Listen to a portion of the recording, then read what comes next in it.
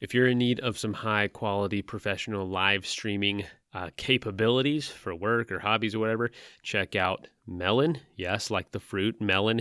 Melon allows you to stream right in your browser. You don't have to download anything. Your guests don't have to. It's super easy to sign up. Takes like 15 seconds to get signed up. And it comes with a ton of different tools. Allows you to live stream across tons of different platforms like Facebook, YouTube, Twitch, Twitter, all at the same exact time. So you don't have to pick and choose if you're hosting a webinar or doing anything like that. You can literally live stream to all those places. There's a single chat that people can all comment on the same place. You can accept donations. It saves to the cloud. High quality camera capabilities. It's awesome. So if you feel like you have a need for live streaming and have some pretty serious customer support to go along with it, go to melonapp.com/ASP. And that's melonapp.com/ASP to get started for free today. Dish Network knows the importance of having a reliable television provider. That's why Dish puts reliability first with 99% signal reliability anywhere in the country, including rural America. So you can watch your teams, news, and favorite shows without being interrupted, no matter where you live. Get 99% signal reliability with Dish. Call 1-844-CALL-DISH. Visit dish.com or find a retailer near you to sign up today. 99% reliability based on data from set-top boxes.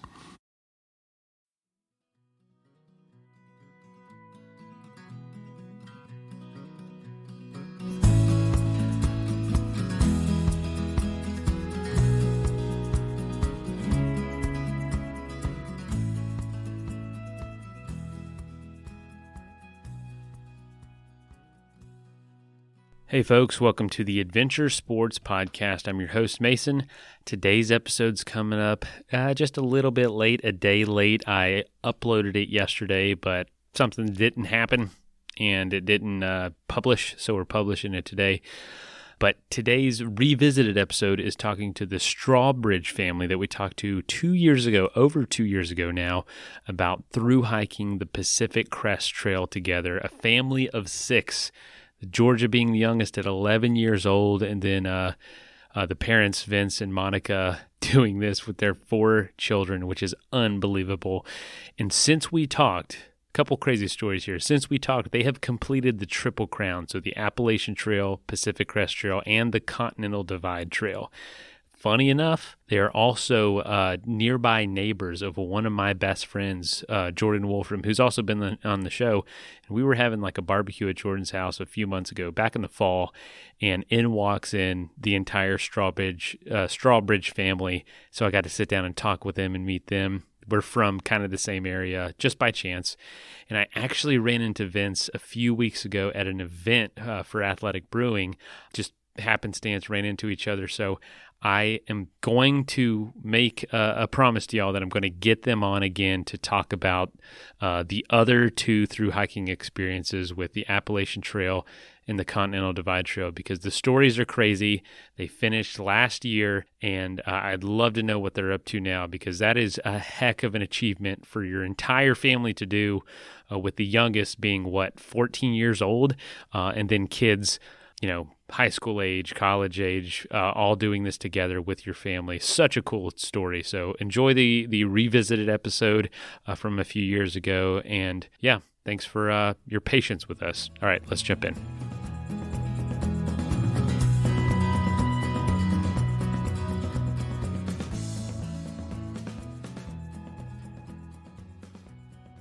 People have heard a little bit from the intro, but everyone, welcome to the show. Vince, Monica, Georgie, and Aiden, welcome. Thank you for being on the show.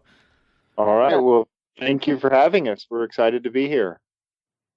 Awesome. So, obviously, I'm sure you've heard it a million times. I'll try not to ask the same questions that everyone I'm sure asks, but we just got to know, where did this idea come from? How did a family of 6 just do this? It obviously started very small, and what was that like? What was that experience?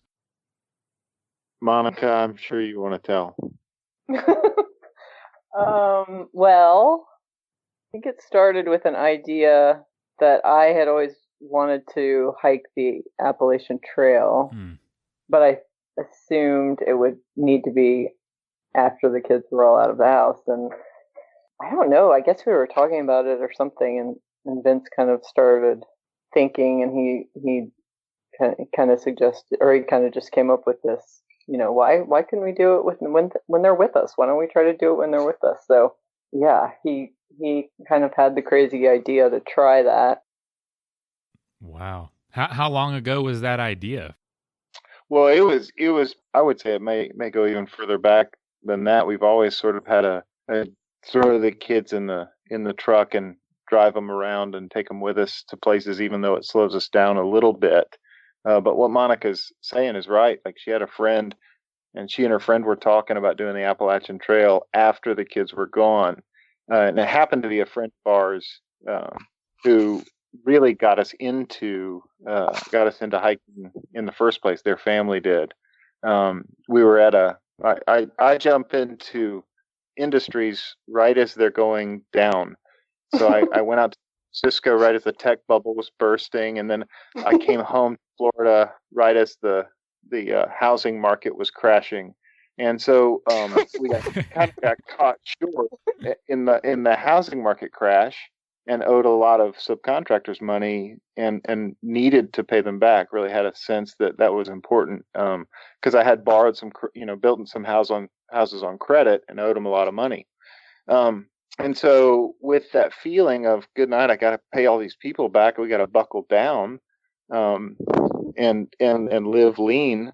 There wasn't a lot of room for vacations. And so the dream of vacations was sort of out there in front of us, and just didn't have much to do. But we had these friends that loved backpacking and camping. Well, I say backpacking, I would call it more camping now that I know a little better, because we carried like cast iron stoves back a mile and a half to set up base camp and all sorts of silliness.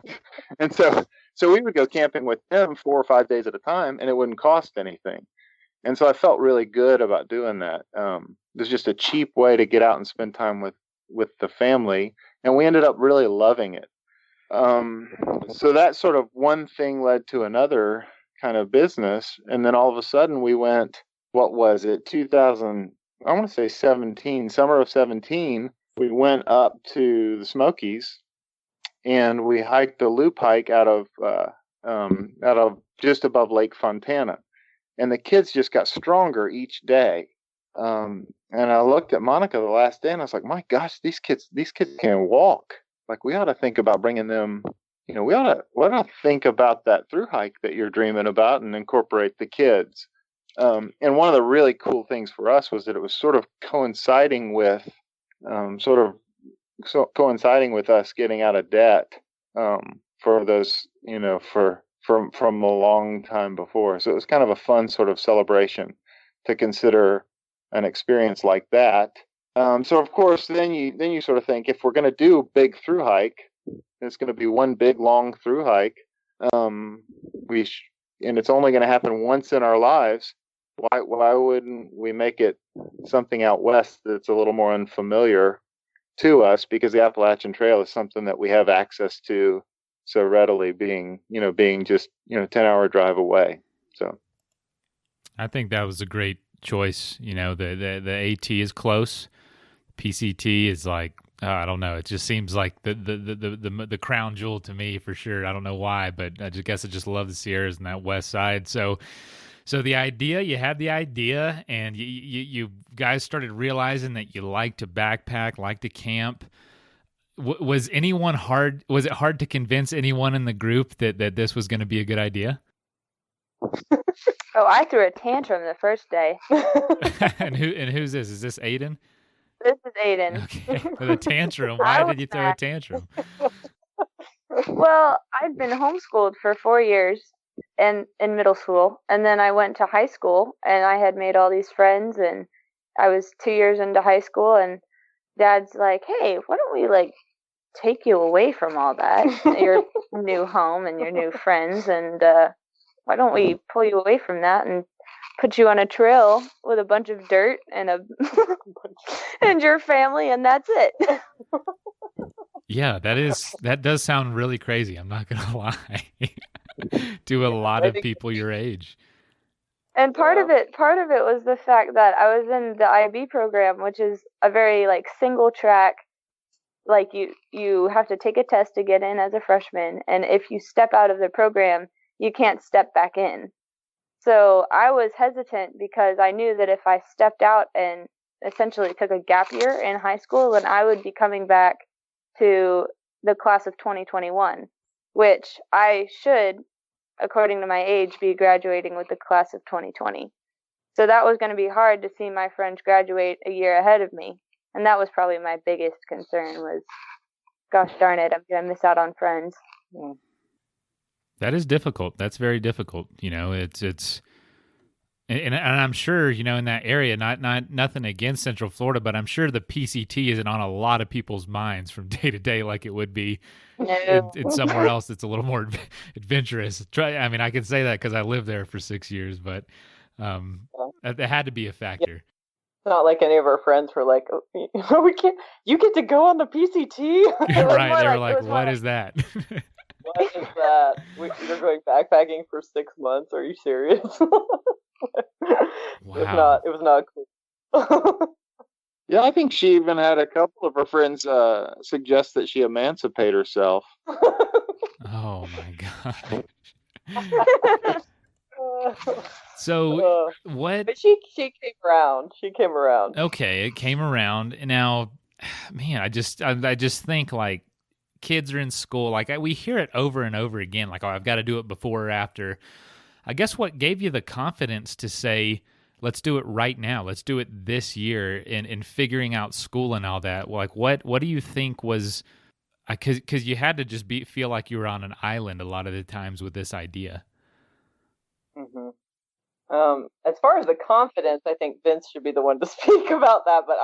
But the other ones are, the bottom three kids are homeschooled still. And so I knew that we could take, 5 months and make it up, come back, start school and make it up during the next summer. So it was hard for sure to think about getting off schedule, but I didn't feel like we would, suffer. They would suffer too much as far as missing school. I knew that we could make up the time. Now, Aiden, who had to come out of high school, that was harder to think about. She did get permission from her principal because she loved the idea so much. She really did something special for her and said that she could come back to the program, but she would have to be, a year behind, which Aiden is a special kid, and that, ended up being okay sounding to her. So, but the confidence to do it, I think, was all Vince. So, go ahead, Vince. Well, sure. Yeah, I didn't ever really doubt. I mean, so many people, when you say, well, let me put it, I'll say, I guess I'll answer that two ways. My uncle called me and he said, "What are you saying to people that think this is a really stupid idea?" And I said, "Nobody's really saying that to me." And he said, "Well, you're not talking to the people I'm talking to then." So yeah. I didn't run into a lot of that. What I tended to run into was when I would tell people about the idea, which felt a little strange to speak it out loud. It's one thing to think about. And I honestly think I went to the principal with sort of an anticipation that she would say no, and I would get to have some relief and say, well, I would have done this crazy thing, except that we couldn't figure it out for Aiden in terms of her education. But one of the ways that people would respond, and it was pretty typical to have them respond this way, would be to say the education that they'll get out there, they cannot get in any other way. Like the experience of life will educate them better out there, even if you don't crack an audiobook or do anything. And that didn't, I didn't rely on them saying that. I believed it, and I believed it from the start. I really think there's something to be said for the experience that is so grueling, that has elements of suffering, that has the togetherness, that has the planning and the perseverance, and just everything that's wrapped up in it. Just the experience of nature too. I just think the hooks that they now have to hang information on from the experience of that trail are so significant that that it is as significant as anything they could have done here. And I sort of had the assurance that that was true from the start. That is, first of all, 100% correct. And what a, kudos to that principal for seeing that and for having, the ability to say, okay, this is definitely out of the box, but what an opportunity for your kids and your whole family. And, guys, I don't know how you feel. My parents took me out west when I was 12, 13, and I didn't think much of it at the time, but it changed my life. And what an opportunity. I'm sure a lot of people have already told y'all that. But, Georgie, being the youngest, is Georgie there? Georgie's right here. How did you feel about it? What did you think about the idea? Were you excited or nervous about it? How did it feel to you? I don't really remember all that much, but I remember not liking it at first. And then slowly as it got closer and closer, it started to grow on you, and I don't know, you started to just get excited about it. Let's take a quick message break and hear from the folks that help make this show possible. On this show, we talk a lot about the adventure, but it's honestly the time between the adventure that is most important, being adventure ready, as we say. And the most important aspect of that is knowing your body and knowing what's going on inside your body. And the most important company that can help you do that is Inside Tracker, literally tracking what's going on inside your body. Inside Tracker analyzes your body's data and provides you with a clear picture of what exactly is going on so that you can make changes to your diet or see what's working, what isn't.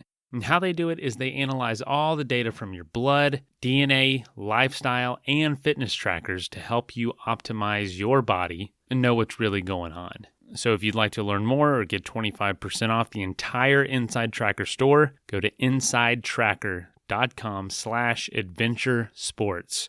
That is insidetracker.com/adventure sports. Inside Tracker can get you ready and keep you ready for all your favorite adventure sports. A lot of you know that I work in the brewing industry, specifically non-alcoholic craft beer with Athletic Brewing.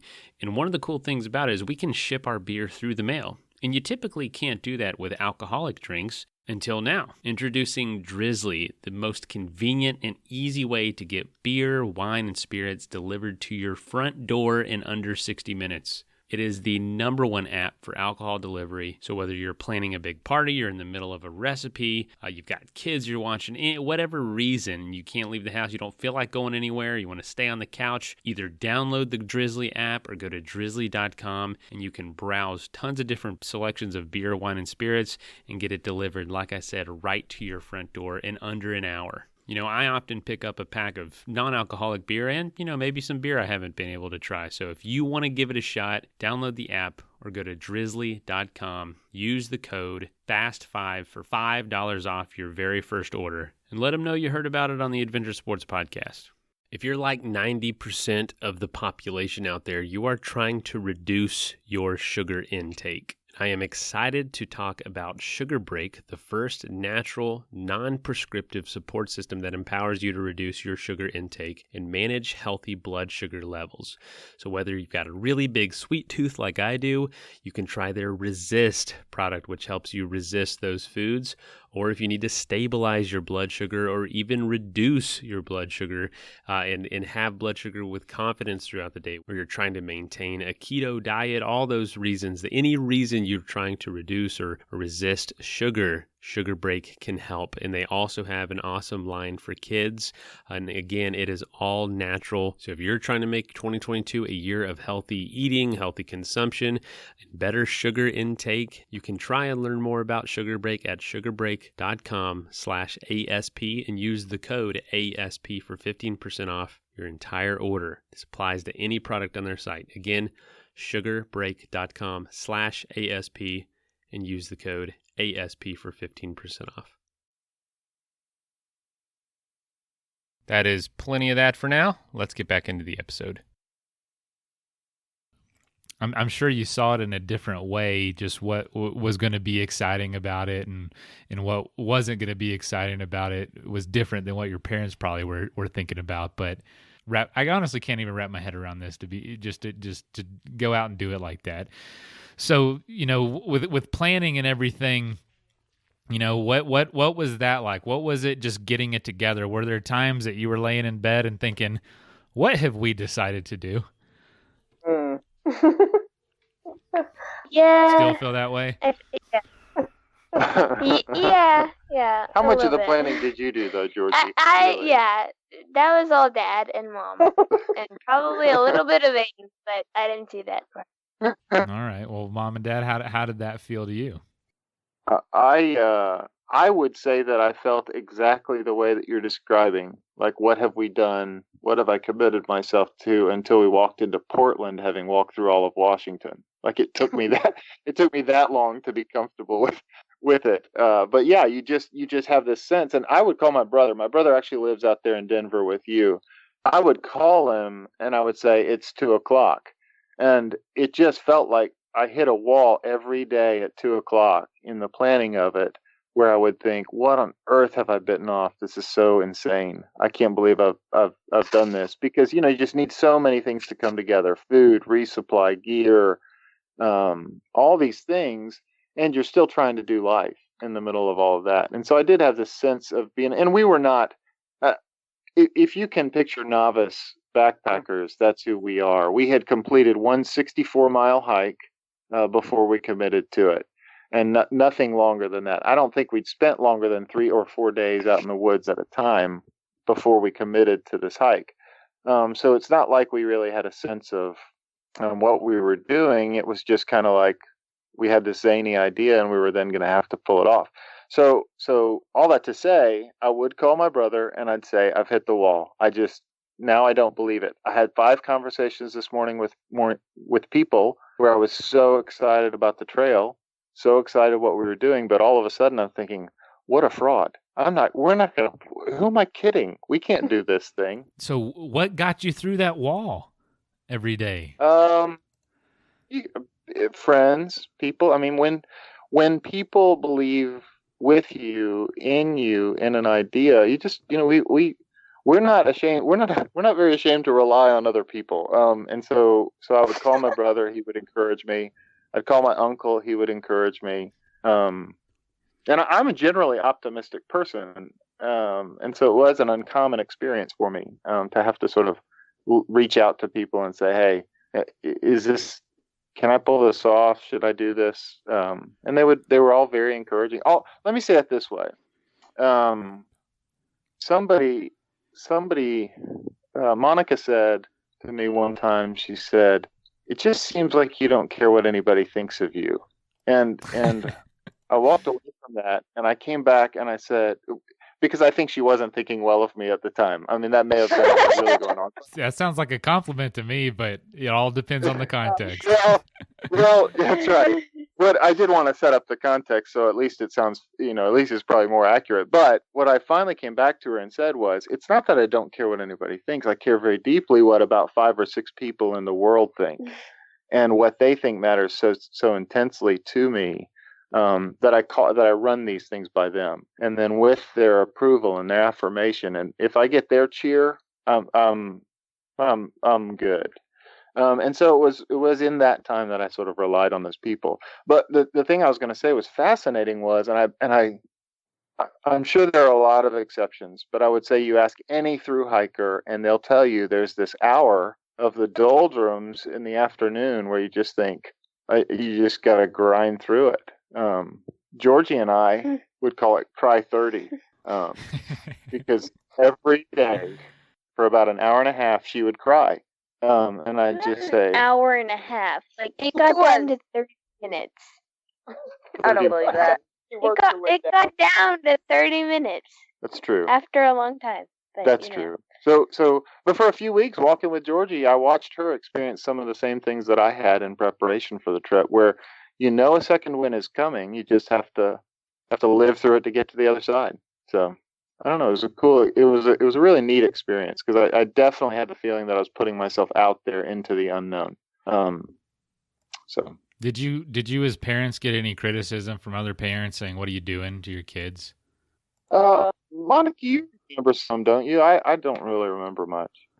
I don't know if I got direct criticism, like, you're doing the wrong thing, you're hurting your children. But, people give you the, oh, really? Okay. You can read between the lines for sure.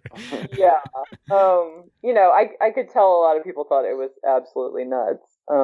But a lot of people didn't. And, it is, I said Vince doesn't care about what other people think. It was probably in contrast to myself, to me, because I tend to care too much what people think. So it was a good, it's been a good exercise, the whole thing, just being hikers or backpackers and doing that trip was a good exercise. And, what do I think we should be doing? What do I think is good for our kids, and what do I want our lives to look like? But I didn't really get any direct criticism. No, I mean, it just was a lot of wide eyes and. Well, you know what too, Mason. During that time, the Crawfords were hiking the Appalachian Trail. That's that family of 8, Yes. and so we were just watching along and going, "What on earth?" And then they received an enormous amount of criticism as they went, and so even though we weren't hearing it or feeling it, we were just sort of like bracing for some of that, maybe more than we actually received. So no one ever said, you guys are abusing your children, but we sort of watched from the side and sort of braced for the potential for that in watching their experience, because I think they had like DCF called on them a couple times or something like that. So wow. we were a little about it. Yeah, and to be clear, personally, I think it's just awesome. I'd love to do this with my family at some point, but I even personally doing my own adventures, I've had people be very frank, saying this is irresponsible, this is not rational, and it's you kind of take offense, like, what are you talking about? You don't know the work or the time I put into this, or the relationship we have, and it's just interesting to hear some people have that kind of confidence to come up to you and tell you how they feel. But and it can definitely make you think, lay in bed that night and say, are they right? But for the fact that you guys just did this is just so impressive to me, and I'm just so happy to be talking to you. So getting out the door, was that difficult, and getting on the trail, what did it feel like to get on that first mile? Each of you, I'd love for you to just share what it felt like to just step on the trail. Sure. Okay, sure. Well, we got out of the van, and it was cold, and it was starting to snow and rain, and we just kind of looked at each other, and we were like, what are we doing? Oh my But then gosh. we were also so excited. I just remember being so excited, just like, this is for real. And I went out there with the attitude of, well, if I'm gonna do this, I want to finish it. I don't want to just do a section and to give up or something. I was convinced that we had to do it all the way through. So there was a sense of like determination and like super excited, because this is where I was going to be for the next however long it took us. And that's really just how I chose to look at it. Yeah, I definitely thought, getting out with it snowing, just people from Florida that are scared of the snow levels, going up to watch. You should be in Disney World right now.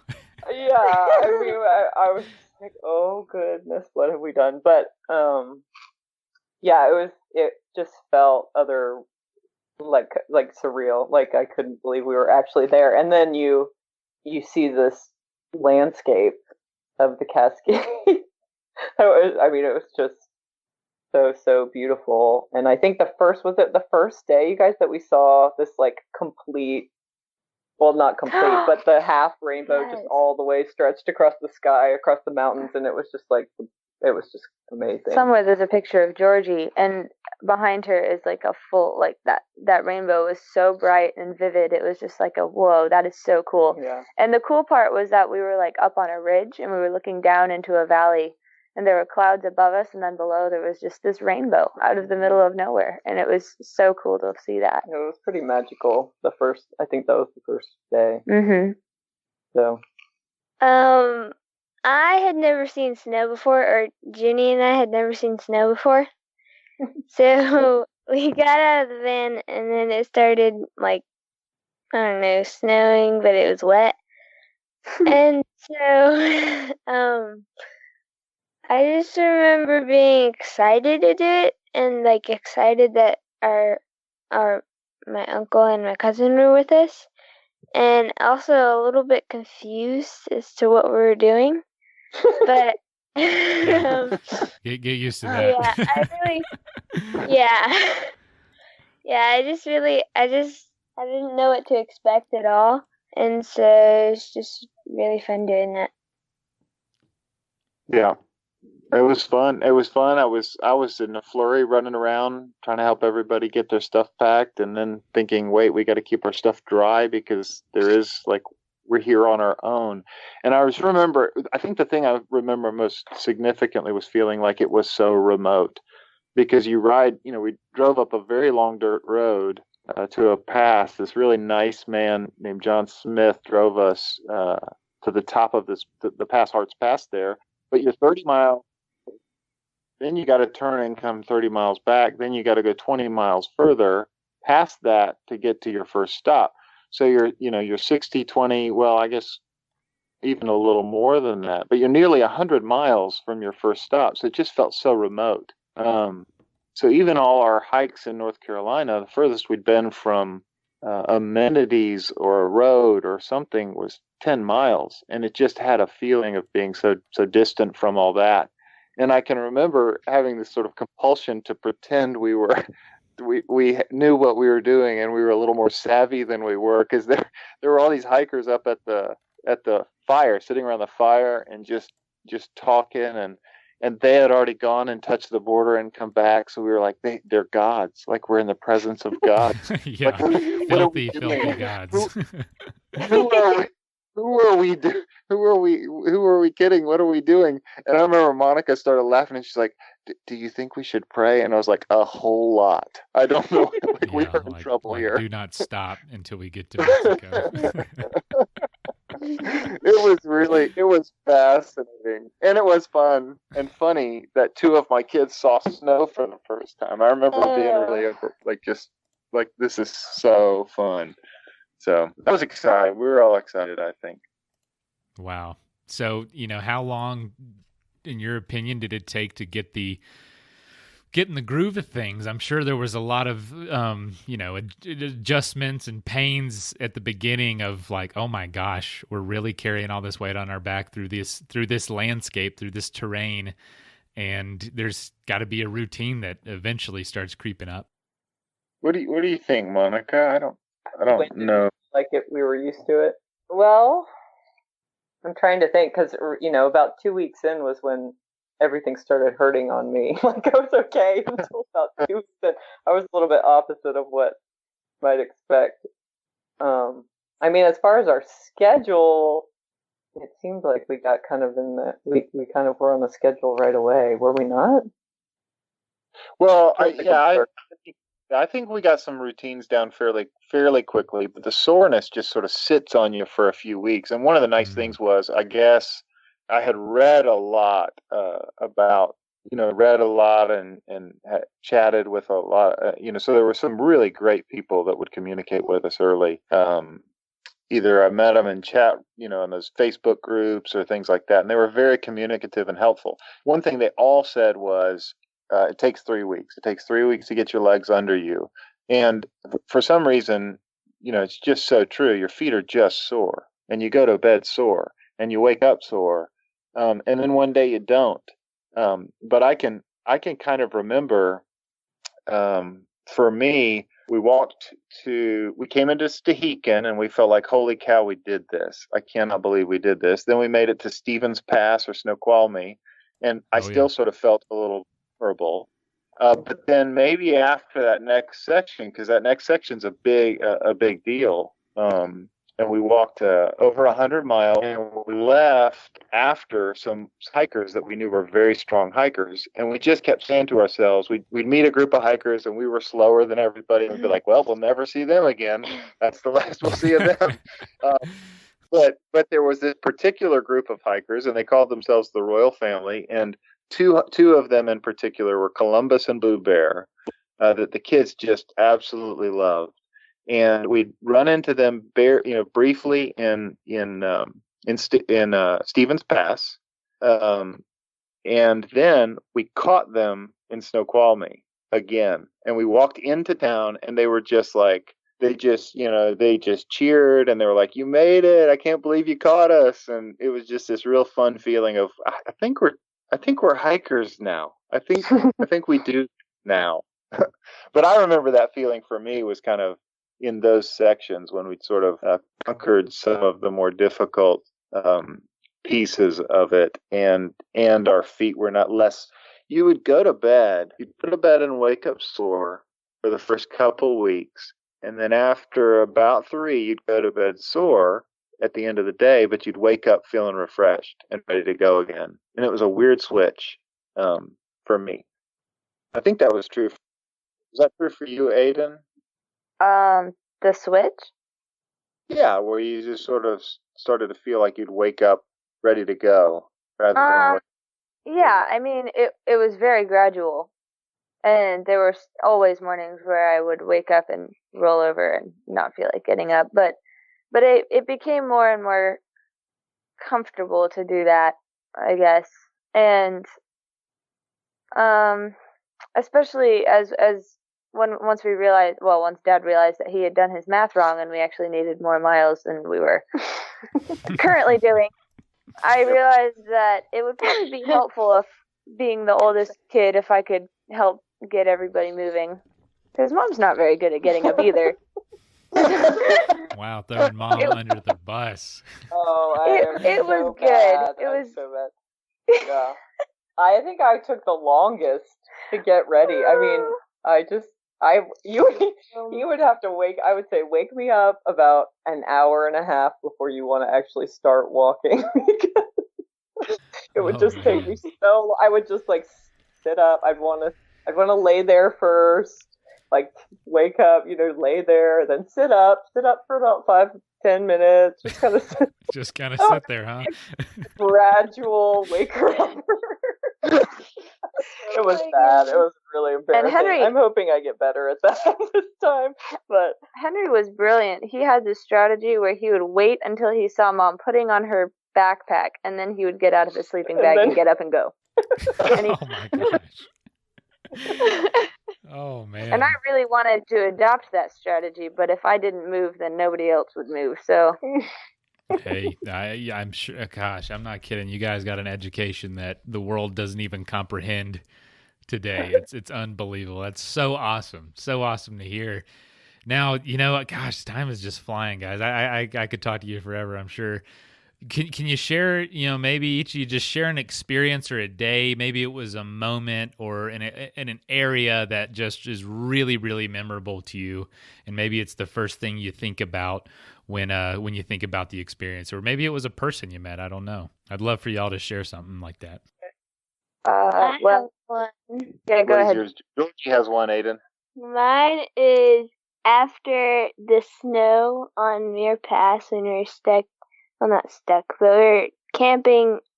We're sleeping in a Muir hut, and that was supposedly watertight. But all of the body warmth in there just heated it up, and all the snow came dripping through. And then I just remember waking up in the morning and feeling better because there was a sun that was visible.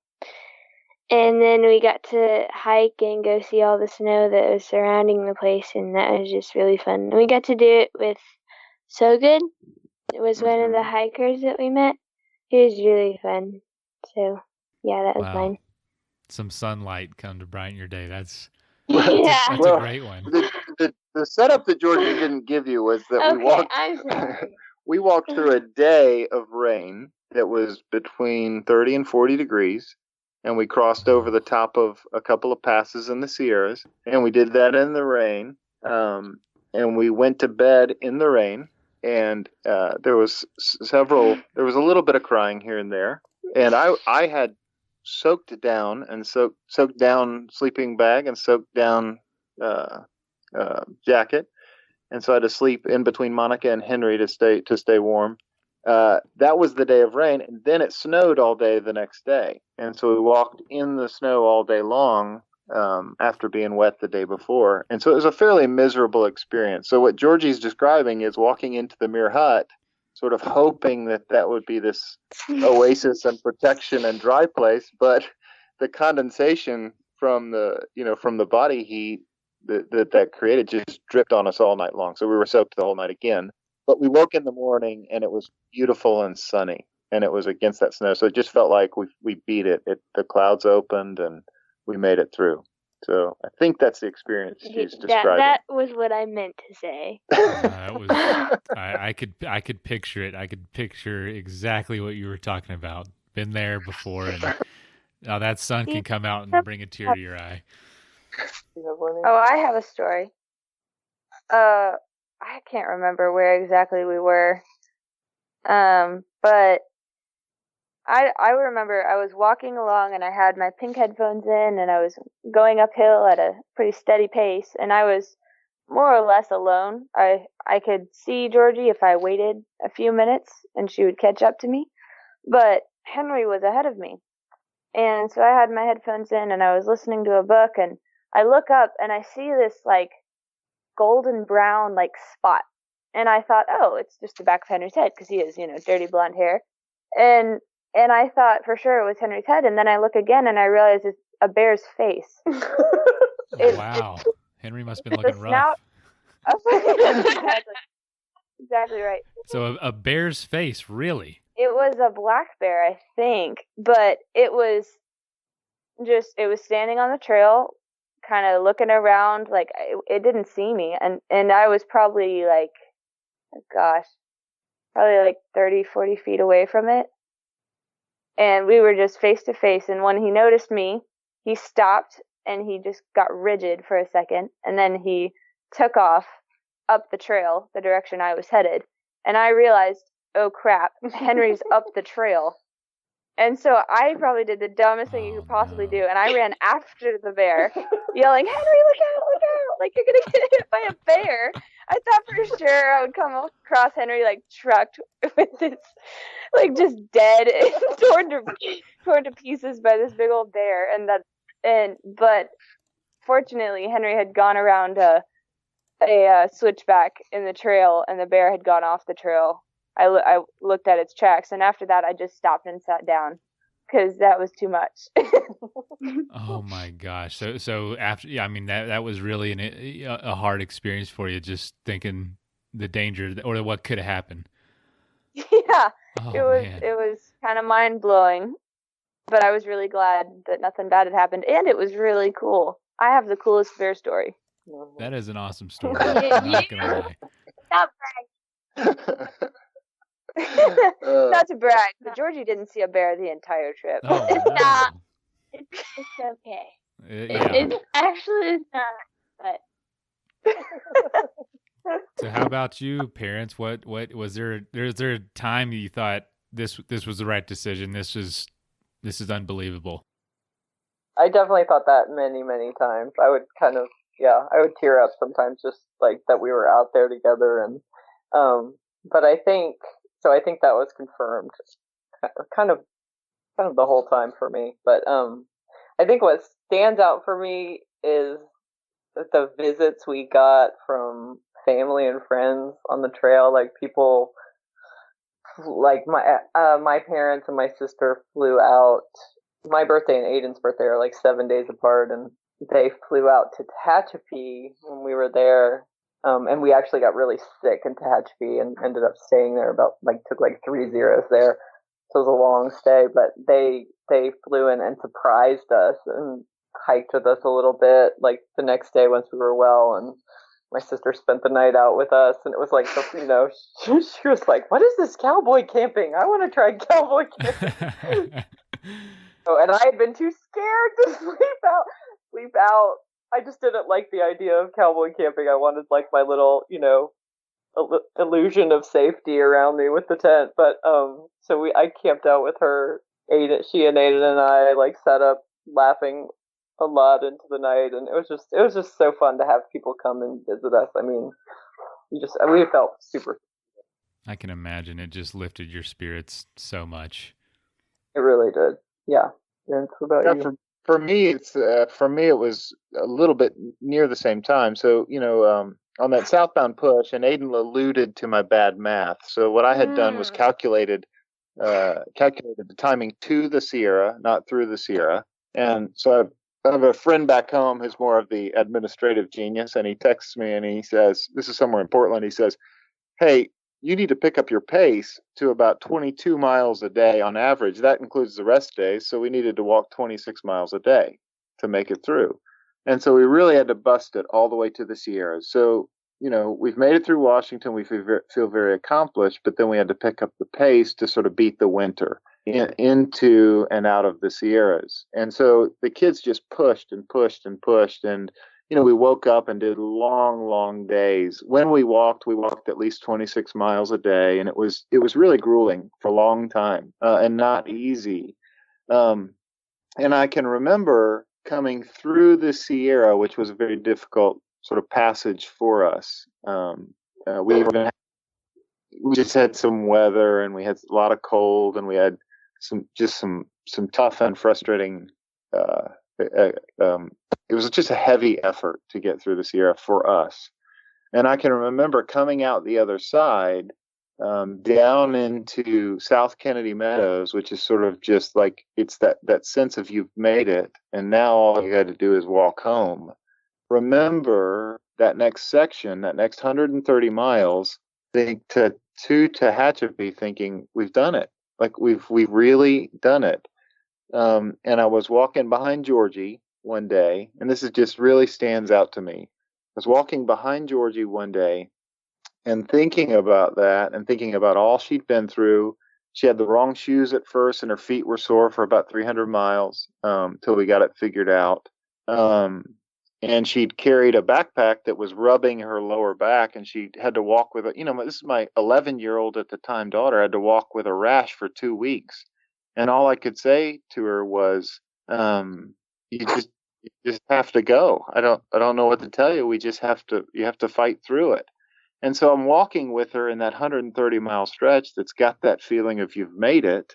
And she started to cry, and she said, it's back again, Dad. The Cry 30 is coming back. And she looked at me and she said, what do you do when you begin to feel despair coming on? And I thought, my gosh, this was all Lord. my 11-year-old just looked at me and said, how do I do battle with despair when it's coming at me? And I said, I don't know. I don't know what to tell you, but you've done it before, and you can make it. And she walked and cried for a good long while, and then got a second wind. And I just walked behind her, and I was crying myself, thinking about the next fall, standing on the sideline at a soccer game, watching my 11-year-old who lived through all these things, and thinking she'll just never be the same. Wow. Yeah, that's powerful stuff, y'all.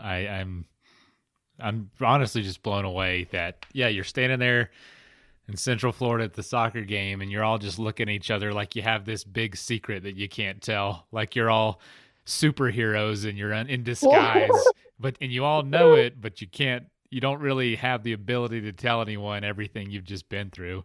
And it's kind of cool. It's kind of cool to have that between yourselves.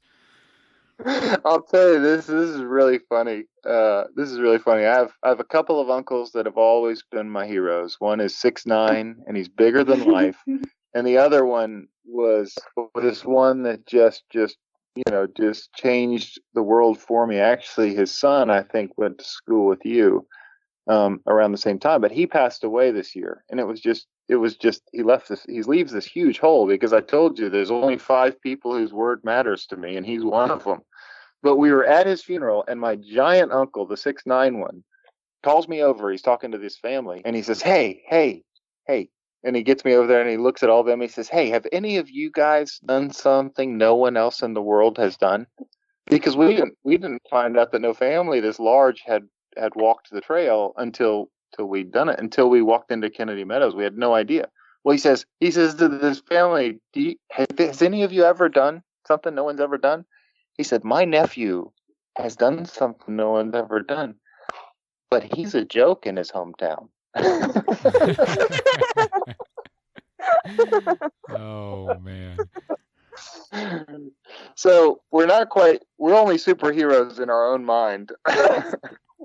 Yeah, and I guess in a pretty small subculture, yeah. To everyone else, you're probably just totally crazy. But Exactly right. but no, just to folks like me and the folks that listen to this show, I mean, it's just they're going to be telling their family when they're at dinner tonight. You will not believe the story I heard on Adventure Sports Podcast today. But guys, this is awesome, and I'd love to know. I hate to just blow. I know that you'd probably never get to really tell people what that 2,600 miles was like, really in depth. People say, "How was your trip?" and really all you could say is good. And people at school, for you guys, how was your trip? You can't really get into it, really tell them what it felt like. But I would love to hear from you. You finished the trip, and what was the coming home like? What was that readjustment? Was it just like seeing it in a totally different light? Was it difficult for you? How was that as a family and individually? I think it was very difficult adjustment, because we were all, it was we were kind of on a high. We had finished and we felt really good about it, and you just get used to moving at a pace that is so different than normal society. And so I just remember feeling so overwhelmed in public spaces, and just driving back into a town. I think we were maybe going into Denver, because we went from San Diego. We met some friends. I think driving into San Diego was like this too, but going into Denver also, just so many, like the billboards and the lights. It was like a little bit overwhelming. The pace was so different. Mm-hmm. And then coming home was, we had this goal, and we shared a goal, and did it together, and we fulfilled our goal. But then you kind of feel like, what's our goal now? Like, what's my goal? So I think it was difficult for me to just readjust and settle in, and I think that's fairly common. But it was definitely a tough time. It was also weird coming back in November, because everybody had just started school. So we didn't really see people as much as I expected to, really, because it was kind of like oh yeah, that's cool. You disappeared for 4 months and you came back and you're still in one piece. Good job. Yeah. It wasn't really this huge welcoming homecoming thing that I guess I just kind of had expected, because that's maybe what I would have done for someone. But it was really interesting to come back and talk to people, and just realizing that I could not put into words what I had just experienced. Because, they would ask the cursory questions, did you see any wildlife? Were you ever so tired you felt like you couldn't keep going? It was just questions that I felt wow, I really don't know how to explain this. I really don't know how to communicate how much this actually affected us and affected me. Well, in the context it did have made it a little difficult to talk about it, which I think is really common experience for people coming back from through hikes. But yeah, it was a little rough. I'm from that area, like I said, and I don't know it on the scale you guys do, but I'd go do things and come back, and you saying the Pacific Crest Trail was probably the first time a lot of people around you that ever even heard those words together, much less what it is. And so I'm sure that it was very isolating, but you had each other, and it's like you walked out of this movie theater, out of this incredible movie, and you walk back out into the sun. You got to find your car and remember to pay your bills, and remember to do all this stuff you probably hadn't had to think about for months and months. All just comes flooding back in an instant. It got to be bizarre. So how long was it before you guys said, we got to do another one? I should take the blame. I Okay. should probably take the blame for that. Yeah. My movement back into life was probably more difficult, partly because I did more reflecting. I did more sort of writing my way back through it and working on videos and editing, and mostly just walking around in a fog and trying to figure out what it was that I'd experienced. And I told Monica at one point when she was particularly frustrated with my sort of lack of clarity and vision. At least that's the way I interpreted her question. I said, I feel like what's happened is I've climbed into the attic of my creativity and it's all there. I know it's there under the pile of all this dust, but somebody's turned on a commercial fan. And I don't know what's going to come out of it, but I just need to wait and see what it is. It's just kind of the feeling that I had. And so I think coming out of it, there were a couple things that I would say were central for me in the experience. And it was that I like a light backpack or traveling light or not having excessive things and stuff that sort of slows me down. You would think I would not be a fan of having 4 kids by saying that, but I really love that part too. But I like the light backpack. I love a vision, a clear vision. And the other thing that I ended up finding, I think to be true about myself, and I just say it's sort of identity search sort of stuff, is that I think I'm more of a shepherd. I like to take care of the weakest ones. And so I would find myself at the back of the pack, and you're really only as fast as you're slowest in a group like that. We were all bound to each other. And so I just felt like it was my task to move the slowest forward. And so sort of thinking through what that looked like as we went forward with our lives was an interesting sort of quest. And to be honest with you, the idea for doing the Triple Crown, as in moving on to the CDT and the AT, from that trip, it was just sort of nebulous and forming and all of these things. It was a joke. It wasn't a joke. I think we got from the PCT, and you're like, "Hey guys, wouldn't it be funny if we did this?" Yeah, but I wasn't serious at that point. I'm talking about how it became serious. Initially, it felt like a joke. Well, yes, initially it was a joke. You're right. But then one day, there's a family that did the PCT the year after we did. And they're a family with 4 kids, wonderful family, really kind. We'd gotten to send them a couple care packages. And they finished the PCT and they said, we're going to the Triple Crown, to try the Triple Crown. And I was like, of course, that's what we're doing. We're doing it too. Let's do it together. So we're kind of cheering for them. They're cheering for us. And I came in, and you're not going to believe this. This is the most humiliating part of this story. My wife, who loves to teach well, cares deeply for homeschool. You might picture the homeschool where somebody plugs in a video and they watch it for an hour. That's not our homeschool. My wife is like committed to teaching them well. So she has worked for 3 months since we've been home to prepare for through the summer. She's ready to start a new school year under a new curriculum that they've started. And I walk in the door and say, hey, let's leave and do the Appalachian Trail in January and then do the CDT. I was going to do it in the opposite order.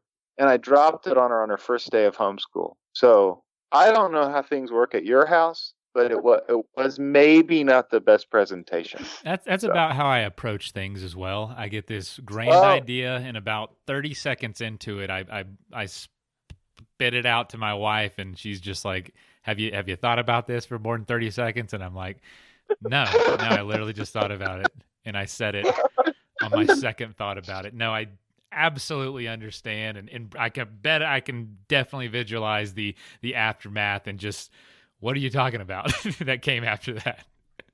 Yeah, carnage. There were bodies laying around, and honestly, it was fascinating. Like, again, I said this earlier about we recognize, like, we are part of a really fun community of people here at our church, and they're just kind people. And so Monica and I were just at odds about this thing. She loves it. She loves being outside. She loves doing it. She loves hiking, and we just kind of couldn't get sorted on it as far as a vision for our family. And we went to my uncle, the 6'9" uncle, and we sat with him and we said, we can't get this sorted. And he said, it's okay. You have a vision, and you have a vision for your family, and she has a vision, and you're in conflict, and you got to get it sorted. why don't you get 5 couples around you and ask them to help you walk through it? And that's what we did. We called 5 couples who were friends, and they agreed to meet with us and talk with us and think it through and pray with us and sit with us and it was a big wrestle on the way to a conclusion to continue the Triple Crown. Because on the one hand, it's an enormously first world problem. My wife appreciate this. When I said, let's do the CDT, she said it feels self-indulgent and I thought, how lucky am I that my wife would say, you're going to take me to live in a tent for a year, and it feels self-indulgent. I mean, how cool is that, right? On the one hand, and on the one hand, it's a first world problem. On the other hand, our children are important. Their education is important. All these questions are genuinely important, and they're worth considering. And so it was fun to have friends that were significant enough in our lives and cared enough about us that they would sit with us and help us think it through. So. Yeah, that's an unbelievable, amount of support, and I don't know. I don't think I've ever done something like that. I don't know anyone that has made a decision like that, and that's very interesting. Is it weird to think you may be better? You're probably better at making decisions. We're just really bad at it. No, I can promise you right now, I am not very good at that stuff. But yeah, I mean, that's it. Does seem like. Very, it is weird. Not many people do 2 out of 3. A lot of people do 1 out of 3 of the trails, but usually if you've done one and you're thinking about doing another, you end up wanting to do the Triple Crown. Is it weird for you to think you're a third of the way through all your adventures together? Well, potentially you might go beyond the Triple Crown if you enjoy it that much, but the Triple Crown itself, you're a third of the way through. Is that strange? It's pretty daunting to think that all that we went through on the PCT is a third of the way through. I don't know. All I remember really is the really good times. Oh, that's so I'm just really looking forward to Dang. No, it sounds so glorious out there, for lack of a better word. It just is, so amazing to be out there that I'm so looking forward to that. I mean, yes, only having been a third of the way through that is pretty awesome to think about. I just think it's cool because I feel like a lot of my life has been a lot of like blind trust in my parents. So to have them tell me that I'm about to do the Triple Crown is just like, well, okay, let's get started then. Wow. Just to be, yeah, it's just so amazing. All 6 of you, how you have just different views of why and what it's going to be and what all your concerns going into it, and just I'm sure you hear it over and over again. It just sounds like a movie. It sounds like just an amazing. I don't know. I don't know if there's any better way to spend your life, honestly, and spend your time with your kids. I hope that my family's fortunate enough to attempt something like this. And when do you plan to leave this year for the Continental Divide Trail? We'll go. Our daughter June. She's our second. She loves horses, and it's her thing. And last year, when we walked to PCT, we walked through Etna, and a friend of mine works at a camp there, and he invited us to come back out last summer. So we went out, and she did the horse program out there and loved it. So we're committed to going to that horse program first, and that's in June 9th, and I believe it's the 22nd. So we'll head from there, assuming the snow levels are low enough to begin. We'll head from there and begin either on the high route or Chief Mountain, whichever is passable at that time. So we'll start end of June is when we'll start. Glacier.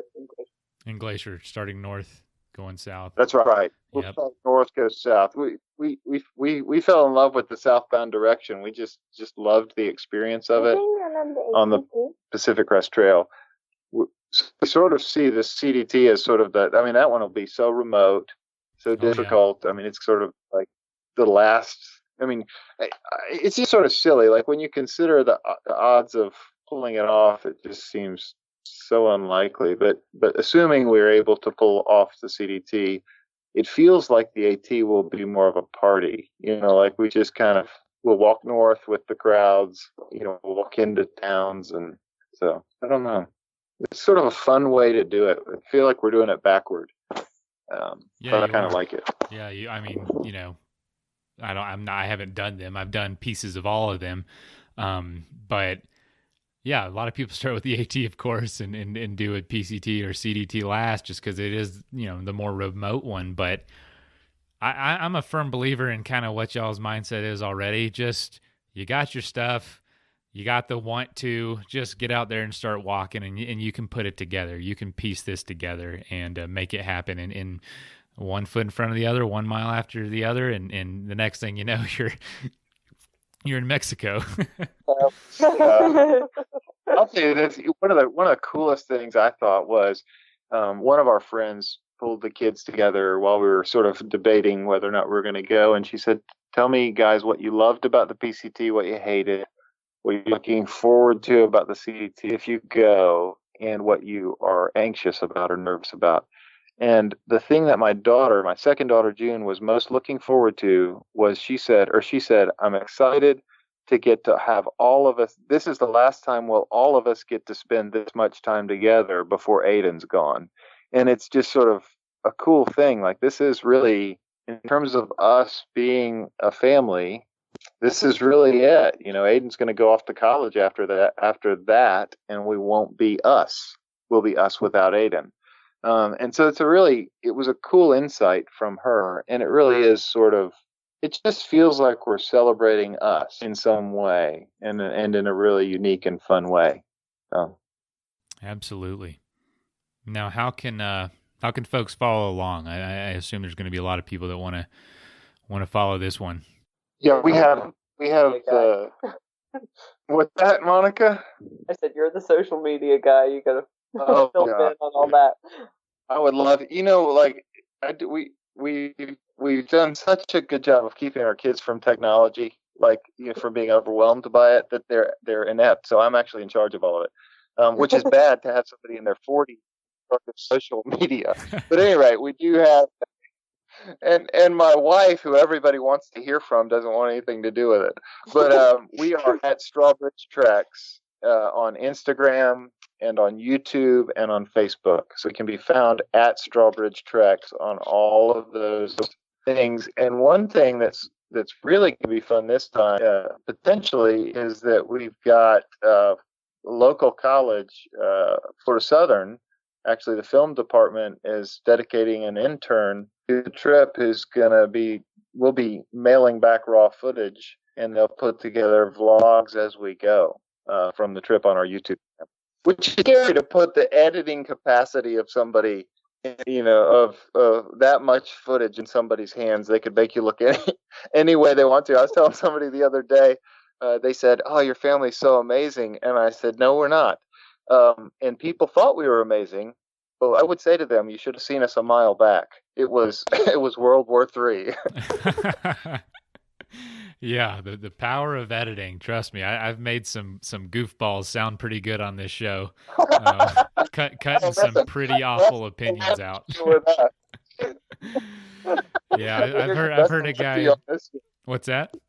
I said, best of luck to you with us. Oh no, you guys are great. I've had some pretty opinionated folks that I said, I cannot release this to the world. Let me cut that whole 5 minutes out and make sure they don't ruin their career. So I don't know if they were drinking or what, but that is very generous of you. I know that is. Well, I don't want anyone to think I'm condoning anything either, but so it goes around. But yeah, I just really appreciate y'all joining and taking time out of your busy lives and out of all the planning and being so late on the East Coast. And but I just wanted to say, this is just so fantastic, and I cannot wait to share the story. Oh, thank you. One of the central this is that we're very excited about it because we do think that it is good. It's good for families to experience some of that type 2 fun, which includes the suffering, includes the intensity of that kind of experience, but also you're exposed to that level of beauty together. So if there really is a way, not that we're amazing role models or inspirational in terms of who we are, but this thing that we're getting to do really can have value for families, and it would be fun to have that be an influence in somebody's experience of their life as a family, where they said, "Holy cow! If that family can walk, another 3,000 miles, we can go out for 3 nights and spend that time together." So absolutely. Georgie, Aiden, Monica, and Vince, I really appreciate it. And y'all have a great night, and we will absolutely be following along. Thank you. Thank you so much. Thank you. Right. It's great. Thanks. Thank you. All right. All right. All right. Good night. Night. All right. Bye. First of all, thank you so much for listening. It means the world to us that you choose to listen to this show. If you'd like to help us further, you can leave a review on iTunes, share us with your friends, your family. It goes a long way to grow in the show. You can also support us financially through patreon.com/adventuresportspodcast. Link is in the show notes. And also, if you have an idea of who could be a good guest for the show, we're always looking for people to tell their story about the outdoors or adventure. So if you know someone, please reach out. Email us at info@adventuresportspodcast.com. And until then, get out there and have some fun.